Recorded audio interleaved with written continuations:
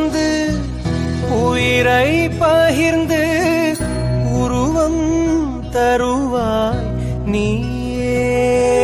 தன் உடலில் சுமந்து உயிரை பகிர்ந்து உருவம் தருவாய் நீயே. உன் கண்ணில் வழியும் ஒரு துளி போதும் கடலும் மூரும் தாயே. உன் காலடி மட்டும் தருவாய் தாய் சொர்க்கம் என்பது